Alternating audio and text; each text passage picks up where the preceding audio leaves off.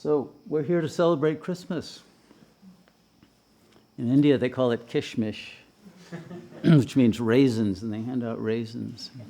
It's the nearest word they have in Hindi, and I took it. But others will call it Krishnamas, because Krishna Christ is based on Krishna, who of course is based on earlier manifestations, such as Zarathustra was the first virgin birth, and then the archetype got very popular, and you had a whole bunch of others, all happening to be born on December 25th, and we know that story. So we're not celebrating a historical event, we're celebrating a metaphor. But to celebrate a metaphor accurately, you have to realize that it refers to you. It's not about someone else. Okay, so you see, this is the problem with all the religions of Kali Yuga. They both reveal the truth and obscure it at the same time. And they defile it through obscuring it. And this is the sin of religions. And so we have to go from sin to synergy by realizing our oneness and transcend the sense of separation and difference. So it's very important that people who are, let's say, from the Jewish persuasion realize that there is something very important to learn from Christianity, right? And vice versa. Christians don't generally pay much attention to the Jewish wisdom unless they happen to be studying Kabbalah or something like that. But there's a tremendous amount of wisdom in the Old Testament, which is why the Christians didn't just lop it off. They had to keep the Old Testament. It was very important because Christianity would have lost its meaning without it. But we also have to learn from Islam, which is a very beautiful ancient religion, much of the wisdom of which comes all the way back from Zarathustra. And of course Buddhism as well, and the Vedic culture before that, and the Taoist and all of that. We have to learn from all of them. The entire legacy of human wisdom, both religious and secular, are necessary to be integrated. If we miss out on any aspect of it, including modern science, then we will not get the full picture. We will not be able to connect all the dots. And since the universe is made of information, the only way you graduate from this wisdom school that the world is by accurately connecting all the dots. Okay, so this is important that we not close our minds to something thinking, oh, that's for someone else. No, it's all meant for us. The one God created all the religions. So let's learn from everything. Now, as far as I'm concerned, the main teaching of the Christian dispensation is a continuation of an insight from the Torah. Now, if we go back to the Torah, when Moshe climbed Mount Sinai and spoke to God via the burning bush, he asked him, who may I say is calling, right? Who has called me here? Who's calling me to go to the Pharaoh? And who is calling the Pharaoh to let my people go, right? And the bush replied very simply, tell him I am sent you, right? So there it was revealed that the name of God is I am. This is very important. Is there anyone here who cannot validly say, I am? Is there anyone here who doubts that they are? Let me see, I'm going to look very carefully. Is there anyone here who can't honestly and truly say, I am?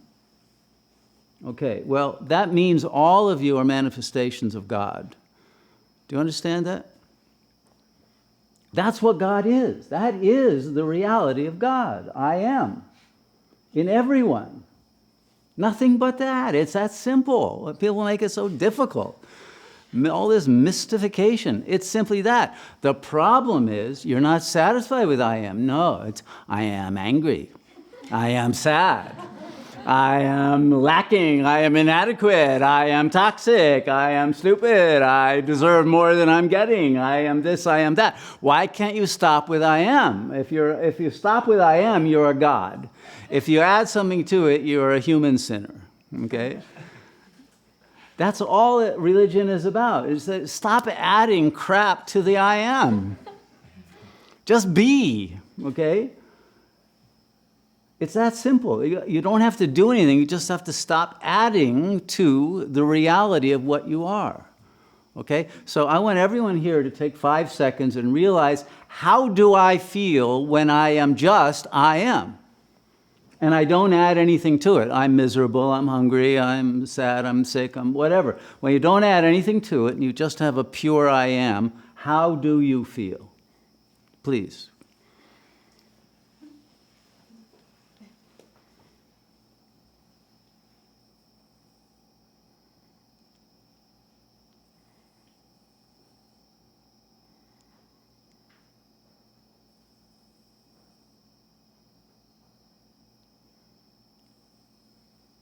Okay. Did everybody like being I am? Isn't that a way to just let go of everything, right? I am, that's it. Punto, full stop. That is the celebration of Christmas. That's all. That's all it is. Now, what did Christianity do with that? Lately, I've been listening to these Russian Orthodox YouTube things because they are actually closer than the Catholic tradition to the original.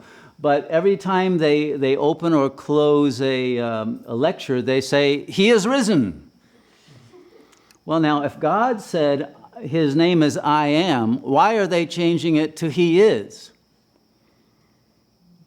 You understand? They're changing it to he is. It's I am risen. I am is risen, not he is. It's not someone else. God is not someone else. Okay? That's the problem with Christianity. It forgets that God is your I am, and it says it's he is. And not only he is, he was. He's gone. Right? Well, now you're bereft. Where's your God? Where's yourself? But it's not somebody else. It's not, because it's not a body. It's not a being. It's presence. Presence has no form, and presence is what animates everyone. It's the same energy, the same consciousness. It is the I am that everyone is naturally, automatically, inherently, from long before your body was born to infinitely long after it is back to dust. The I am remains. Immortal, eternal, the light always lit. Okay, that's it. It's very simple. So the incarnation is simply the recognition of the I am while that I am is functioning through a body. It is the refusal to identify or misidentify with the body and say instead, I am this organism that's too thin, too fat, too small, too big, too whatever. And instead you stay with the I am and not identify with the body. Then you're a true Christian. But as soon as you identify with the body, you fall into what they call sin, because you're missing the mark. Now your identity is going through a filter. Now you're no longer the pure I am. Now you're the I wish I was something else. And of course, then you have lost God consciousness. So the story of Christianity is about the crucifixion of the I am. Right? That's the story. And what is the ego except the crucifixion of the I am? It's the torment of the I am. How many of you are crucifying your I am? Is there anyone here who is still crucifying their I am with self-attacking thoughts? If you are the Antichrist. That's what the ego is. And that's Satan too. So if you want to be on the side of God, you stick with the I am, and you never attack yourself. And you obviously can never attack someone else because they are also I am. Now, one important nuance of this is that the I am is always I am. It doesn't become we are. Not only is it not he is and they are, but it's not even we are. Why? Because we are is a sign of tribal thinking. This was what Christianity replaced from the Jewish tradition. There is no such thing as a chosen people. There are individuals who choose to be God conscious.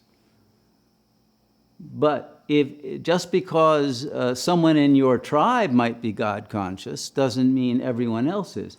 It is an individual decision that each one must make to return to the I am, because when you're a child, you will be given another name and told to identify with the body and adapt to society and become this or that for the sake of the other of society, and you will be told, forget the I am, right? That's what adaptation to society is about.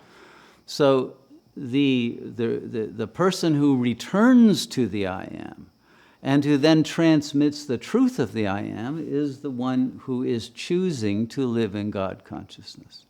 But it is always a movement of individuality and differentiation from the tribe, from the herd, from the mass, to be able to say I am. Because you have to think for yourself. Because even if you were encouraged to believe some of this, you are still socialized into believing you're an ego who is saying I am. So then it would just become another religion. No, it's not about saying the words I am, it's about being the I am, which is prior to thought, right? The I am is not about thought. Thought is what comes after, and that obscures the I am. The I am remains in silence. And if thoughts come out, they come from the silent source. And so that they have wisdom and they have truth, they resonate with the I am. They don't obscure it and they don't deny it, and they don't turn it into some illusory imitation of themselves. You see, the idea of Christianity is imitatio Dei. You have to imitate yourself? That's what you're taught. How could Christianity be authentic if you have to imitate God, if you're not realizing you are already God? But if you're not already God, you're never going to achieve salvation, right? And the whole idea of being a Christian is to say, I am saved. But you are not saved until you are the I am. Until then, you still need saving. But you're being saved from your own misidentification of who you are. And so the birth of Christ is the birth of your realization that the I am is your real self, without any additions. That's the birth of Christ. It's not some baby in a manger somewhere. It's your rebirth as the purity of presence beyond thought and beyond identification with any images or concepts. So it's all very simple, but they had to make it very difficult and mystified and all of that to be able to justify having a whole clerical establishment that you'd have to pay to tell you their pseudo-secrets about, the mystical, esoteric levels of religious truth, which was never really there at all. There are no esoteric levels that are not available to everyone internally. You don't need a priest to tell you anything. You just have to be the I am, and the wisdom will come directly from within you. That's the key. If there's any secret, it's that. But you have to allow yourself to trust that the wisdom is within you, and the power and the light and the ability to love, you see. But the ego, once the ego gets in place, the ego is a defense against love. Why? Because it got too many toxic versions of love, and therefore it doesn't want to ever open its heart again. But it's in agony because its heart isn't open, and it has lost touch with its own I am, because its own I am is always emanating love. That's what the I am does. It's a natural shining, a radiance of the purity of being. So the ego becomes an anti-Christ barrier to the Christ self emerging. And until we make the decision to drop the ego, it's a decision, then we cannot call ourselves true Christians or true gods, true avatars, true beings, because the I am is still obscured by other signifiers that modify its meaning and bring it down into a terrestrial level rather than a celestial level. But the I am in its purity, because the I am, when it's not defined by predicates of any sort, is simply the formless 0 point of consciousness, which is Shiva. And so the Shiva consciousness, which is the reality of the I am with all of its power, its truth, its capacity for transformation of itself, of the world, which is its dream, becomes awakened and activated through the return to the I am.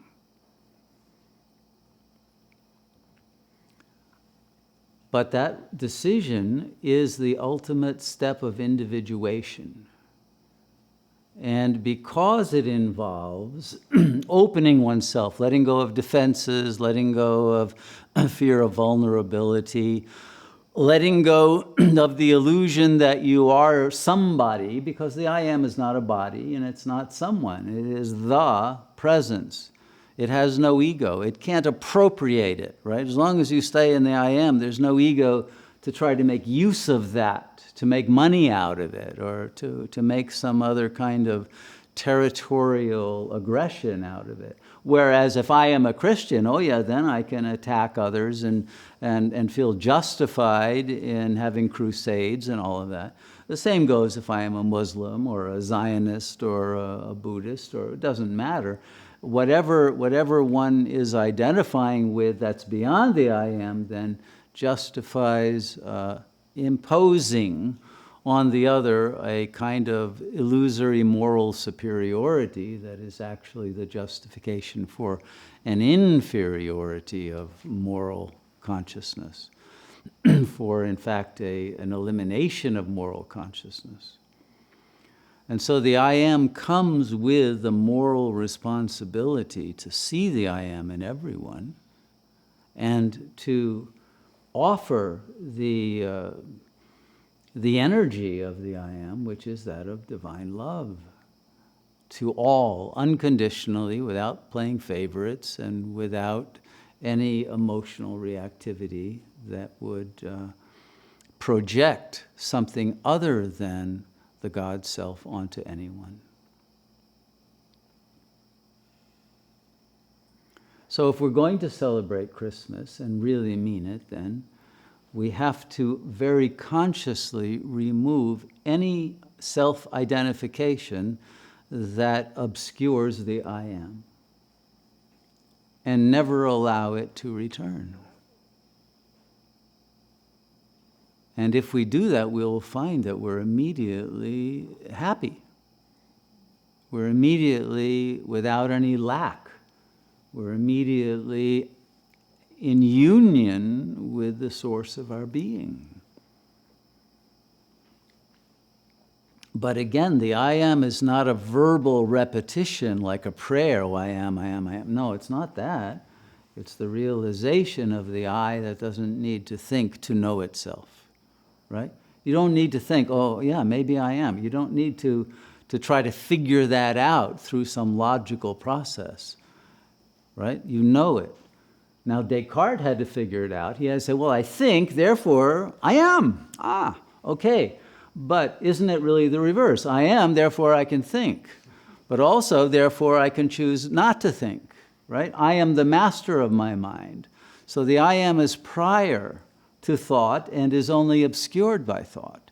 And that's why when you meditate and you're in inner silence, the I am emerges and it shifts the nature of the patterns of the firing of the neurons in the brain, because now they will all come from this I am that is emanating an energy of love and of light throughout the physical organism and into the dream field of the world, and will be transforming it automatically, intuitively, because that's what the I am is and what it does. So there's no need to figure anything out. The only need there is to be. And it's when you stop trying to figure it out with a limited, finite mind that could never grok the real meaning of I am. It cannot understand what is presence. You see, science has never been able to get even close to figuring out what consciousness is. That's the ultimate mystery. But it's the mystery that you are. It's not a mystery of something else out there. It's the mystery of how come I can know all this? How come I can be in a state of lucidity? Why is it possible for me to love? Why is it possible for me to have consciousness that can link with everyone and that can feel a resonance and be at home in nature, if it is at home in its own skin? If it's not in a state of anxiety, then the I am that emanates is at one with everything. It is limitless. It is non-local. And it affects the whole quantum unified field. It produces echoes because it is echolocating itself in the field. It is producing quantum wave function effects that will echo back whatever is being put out. You put out love, you will get love back. You put out paranoia, you're going to get paranoia back. It's very simple. So one who is awakened to the I am is always going to allow the I am to emanate those highest levels of vibration, because that is the blessing, the only real blessing we can give to anyone, and the only way to receive the blessings of love and to augment them and multiply them, so that the energy field becomes ever stronger and ever more expanded and magnetically draws those souls who are seeking the I am but haven't figured out that they are already it and need to be in an energy field that resonates with that state of consciousness, so that the obscurations can be let go of and everyone can be free.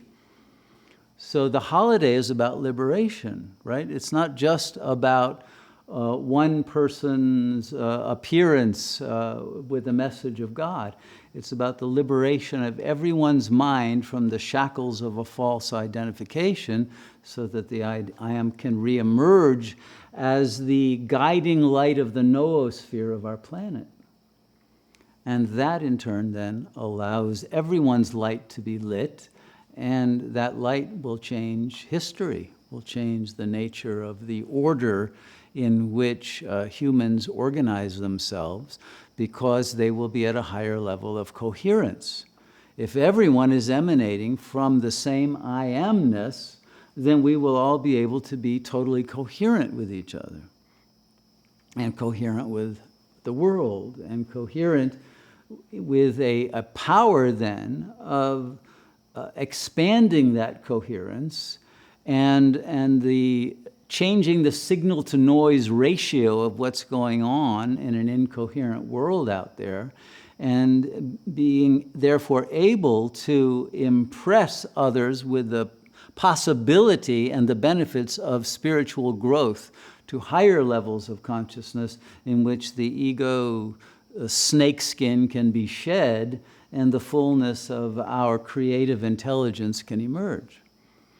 Because what a new order means, based on the I am, is that artists will again be transmitters of truth. That's what the arts are really supposed to be about.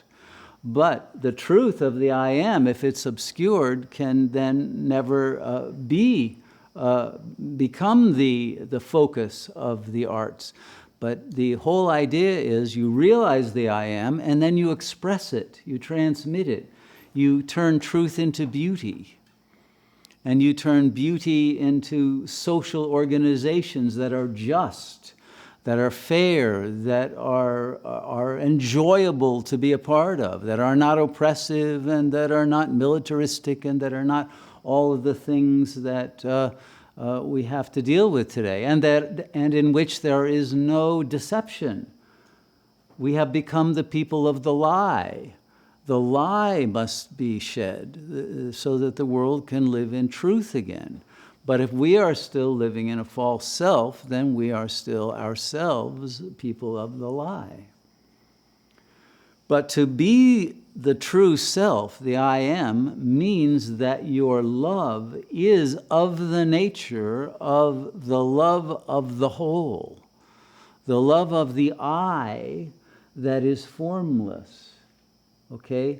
If your love is directed only to a form or to a being who is in a formed body, then you have lowered the vibrational frequency and quality of your love, and you have turned it from divine love into mere human desire. And human desire, because it functions in duality, will soon enough become its opposite. And love turns into hate at the human level very easy, or at least into disgust or into something of disinterest, etc. Because the human consciousness at the ego level cannot retain consistency or object constancy. But the I am has no objects, it has no other. It lives in unity because there is only the one I am. It may be manifesting in many, but it is one out of many. It's a pluribus unum. And so that oneness overcomes, supersedes the illusion of the manifold, and the world then becomes the manifestation of unity. And the vision that one has is that of non-duality. There is no otherness, and therefore there are no enemies, and therefore there doesn't appear any object of desire, because you have transcended the level at which desire appears, because desire is always based on lack. And the real truth of human love at the ego level is you want the other to see you as the great I am, right? And then, of course, that stops after a while, and then you are a real jerk, and then it turns into an opposite kind of projection. So you cannot demand to be the great I am without really being the I am.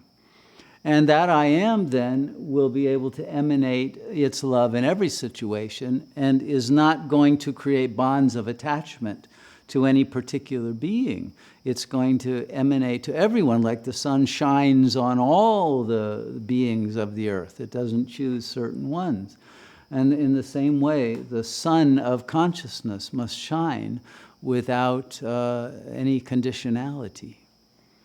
And it's in that state that the perfection of our being becomes manifest. But it may be that there's a process, because the ego, first of all, can't love anyone. It doesn't love its own bodily manifestation. It usually doesn't love others, even though there may be infatuations and desires and that kind of thing. But love is the purity of the I am. And the ego is always a defilement of that. And because there is a sense of lack that comes with an ego identification, that lack then gets interposed into the energy field of any relationship. So the lack, which is a black hole that is really non-existent, this is the corpus of Maya that becomes the ping pong ball that is batted back and forth in most relationships. But there can't be anyone left holding or being scapegoated by holding the ball of lack. And that's usually what every family system does. So we want to make sure that a Sangha is a healthy family system in which there are no scapegoats, there is no lack, there is no one who feels not entitled to resonate at the level of the pure I am. And in that, all will be empowered from within to be free of whatever demons have been lurking in their minds that were usually put into their minds in childhood because of an unhealthy family system and the fear of being attacked by unhealthy people who may have had very perverse desires or hatreds of their own children or of siblings or of other members of extended families, and have created a basis for that paranoia to then be projected in adulthood and to repeat the same traumas over and over again. But once those tendencies can be removed through the simple shining of the I am and the refusal to accept demonic thoughts or affects, which is anything that is not pure love, then that love will overwhelm those incoherent mental objects and energies, and one will be able to live in peace. That's the message of Christmas, peace. But that message is only given if you accept that you are the manifestation of God, who is the I am. And then you, in that state, are able to resonate without losing your sense of who you are and believe that you are some bodily being who is either in danger or who is not able to relate to others because in some way they are either dangerous or perhaps too desirous or too, let's say, territorial or conflictive. But once you are in the I am, there are no conflicts. And if anyone else is in conflict, it's none of your business. It won't bother you. Your energy field won't take it in, and they will be transformed by the more coherent message of love that is put out when you're in this state. So it's a very simple antidote to suffering. But we don't need to make it into some ritual, and we don't need to limit it to one day of the year, and we don't need to think it's any relation to the solstice or anything else. It has nothing to do with any astrological conditions or psychological conditions or any other conditions. You are unconditionally the I am, no matter how screwed up your ego is, because you're not your ego. And so just by dropping it through that decision, you are free. So why not be liberated now? Why take the long, arduous path, I'll work through this neurosis, and then that one, and then that one. You know, that's going to take you years. And then you're going to get the neurotic tendencies from past lives that are going to come up. You say, oh my God, why did I even start this? I'm worse off than when I began. You don't need all of that. Just go to the source and be and shine and be done with it all. That's my advice. Nobody takes my advice, so it doesn't matter. But you could, you know, so.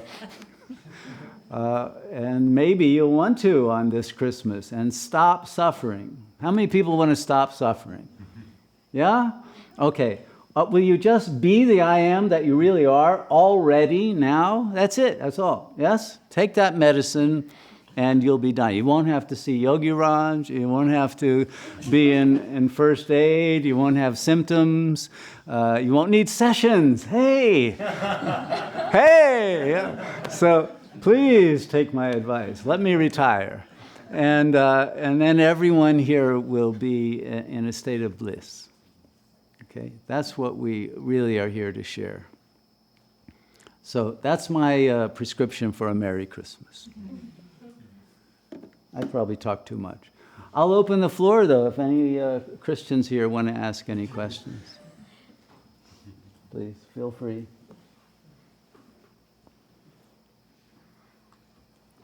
Or any antichrists, either one.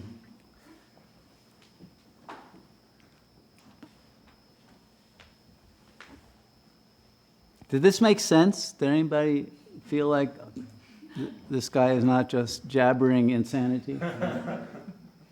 Okay, that's good. You're all as insane as I am. Yes, sir. First, I just want to say praise be, hallelujah. Thank you very much for that. Delightful. Cool. In the invocation, you mentioned Eheye, Asher, Eheye. And a question I have is that it's in the future tense? Well, ancient Hebrew didn't have a present tense, otherwise it would have been. That's why it's translated as I am. But it also means I will be because it's eternal. But it's the eternal now.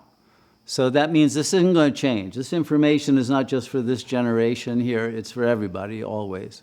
So I would say that.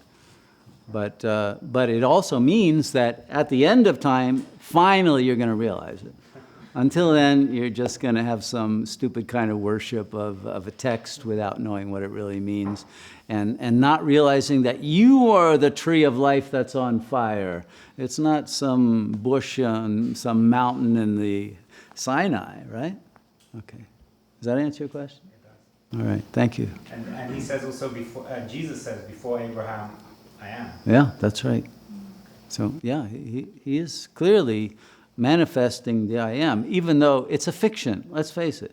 These Gospels were written about 80 to 150 AD, right? This guy was supposed to have been born in 4 BC, right? So he wasn't around. There is no actual historical evidence. Now, I think there were a lot of beings around who knew the I am and lived in it, but this is a composite figure that is made specifically as a teaching of a wisdom school. Okay, so it is that teaching that is important, but the teaching is meant for you and about you. It's not about somebody else. But all spiritual teachings have to be put in coded form, or they wouldn't be able to be passed on, because authorities who don't want you to know that would be upset.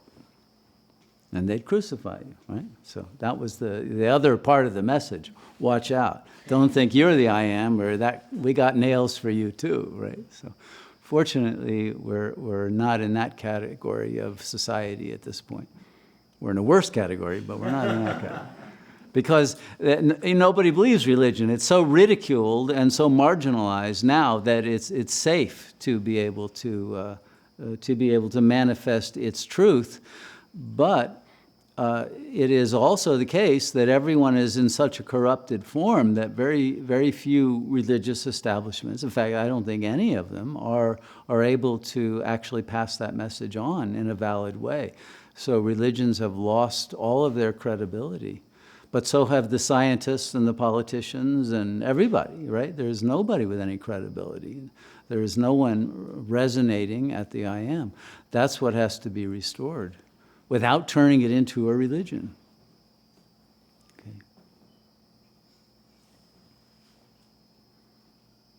Yes? So when was, there was a teaching, the knowing of the I am as our true self.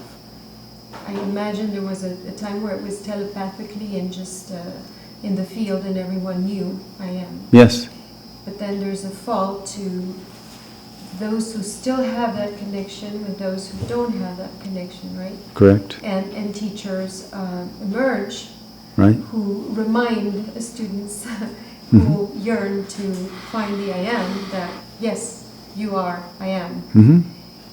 And that was the role of religions, I guess, or... Yeah, originally it was. Originally, but when is it lost? When do religions then become these manipulators that do not want you to know that you are I am?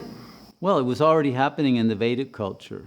So even you go back to Mohenjo-Daro, and that was already happening, which is why the yogis had to separate from the what are now called the Hindus. They weren't Hindus. Hinduism is a modern term and a modern religious hodgepodge.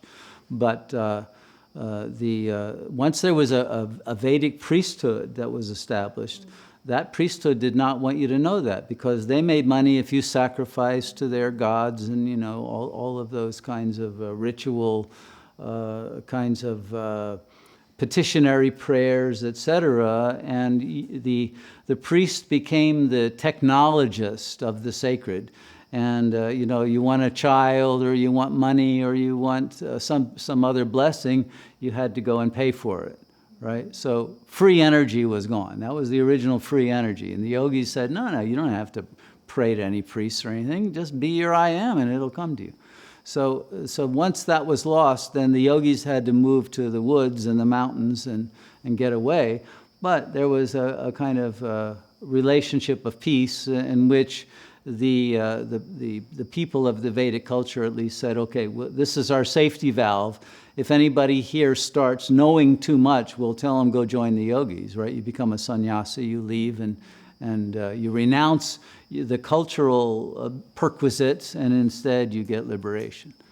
But it was already lost back then, and that's why there was Jainism and then Buddhism and so many new dispensations, new forms of the Dharma that tried to return to the original Aryan understanding. Aryan means noble, right? So nobility comes from realizing you are the I am. Otherwise you cannot act nobly, because to be noble means to be fearless, right? As soon as you're identified with the body, you'll have fear. The body has fear of pain and of death. If you're identified with the body, you become a coward, right? That's Hamlet. Conscience hath made cowards of us all, right? So it gets even worse as the more you become in a culture that it becomes denser, more materialistic, and materialized. This is all light, but it's frozen light. And the more you believe you are material, the more the light becomes materialized and resistant. And so the more obstacles there are to the transmission of the morphogenetic field qualities of the consciousness. So therefore, things get fossilized and petrified in very negative ways. And then those sanskaras get passed on from lifetime to lifetime. And once they harden into a very anti-love and anti-life modality, then it's very difficult to change them. And so then you get a huge negative energy field that wants destruction. And that's why at the end it is that power of the destructive force that becomes dominant, and it produces nuclear weapons and all the other things that we're dealing with. And that gives the message to Gaia to destroy it all. So we're in that. That's why the apocalypse becomes inevitable. But it is a blessing back into a new world in which the I am becomes again dominant and supersedes over the incoherence of the negative anti-life energies. So we're in that mode of transmission of the original intent of God, let's say, of the self. And that transition has to come in exactly the right intersecting modality, so that the death drive, the collective death drive of the people of the earth who want to get out of their misery and can't figure out any other way than just death, has to intersect with those who have realized the I am and live in eternal life and can pass through the eye of the needle, and at the moment of the destruction can dream a new dream.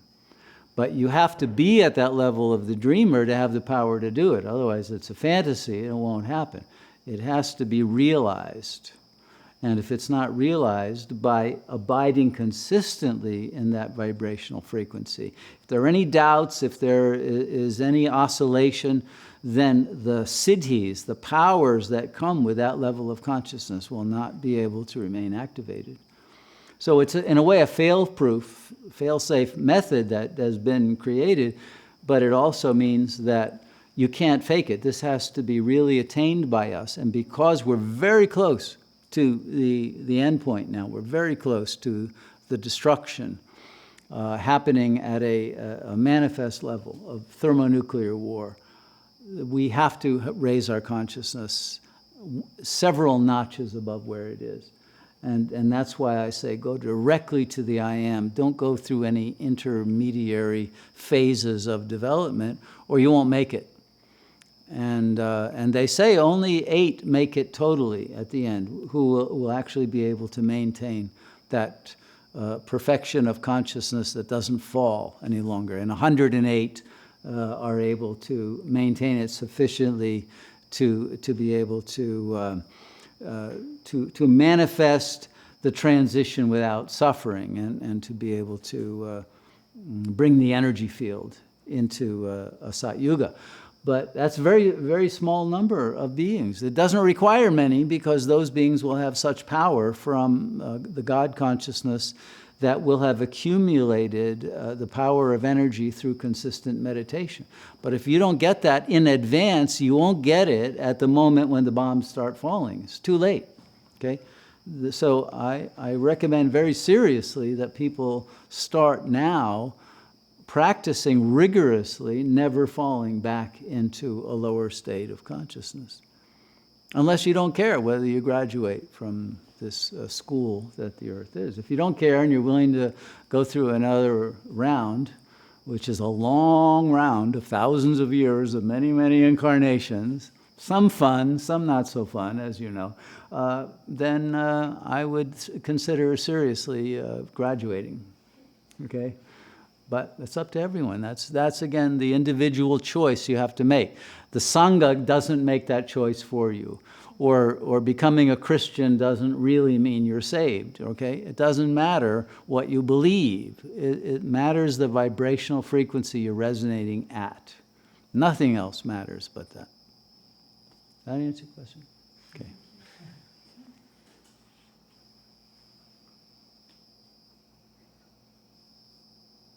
Yes? I have a question with who decides when it's time? Or can one really decide that, or is it something that's... Well, if you know you are the I am, that's your decision, you see. That's it. Yes, of course you decide, because that's the whole meaning of it. The I am is you. It's not someone else. There is no one else. The illusion is there is someone else and therefore I'm not responsible.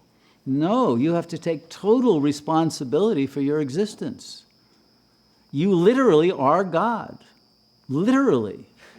Okay? But not the ego that's identified with that body. The I am has no gender, it has no age, it has no culture, no religion, nothing, it has no qualities. It is that purity of presence that is eternal. If you choose to realize you are that, you're free now, but it has to be your choice. At some point, you will make that choice. If you're not ready to make it now because, I'm still enjoying this and that and having a boyfriend and having this, if you're still in that and say, I don't want to be the I am yet, then okay. But you are making that choice. At some point, the world will become so flat, so bitter, so uninteresting that you will enter vairagya. You'll have dispassion and you'll say, okay, there's nothing left to live for. I might as well become God and go into bliss, all right? So you can wait as long as you want, but I say, why delay the bliss when you can have it now, and then really, create a lot of good karma along the way and do some really amazing, wonderful things, and then be able to go into the next stage, and it's going to be a kingdom of heaven, literally, on earth, that is going to be dreamed by those who have attained it and who are going to dream the beauty of the world through their own creative imagination. So you either want to be involved in life at that level, or you just want to be involved at an ego level. It's up to you. There's little leagues and big leagues. But you can be in the big leagues. It's a matter of being willing to be responsible for all the implications that come with that decision. Which involves a choice of upholding the moral law. And I think that's the real reason why people don't make the choice. Okay? Because then, I have to follow the Dharma, you see. And it's not just following the Dharma. You have to be a model of that and of uprightness and righteousness and humility and generosity and goodness, right? Because the I am is the good. And if there is a willingness to be the power of goodness and love everyone and forgive everyone and to be completely present without holding anything from the past, then and only then can you remain true to who you are.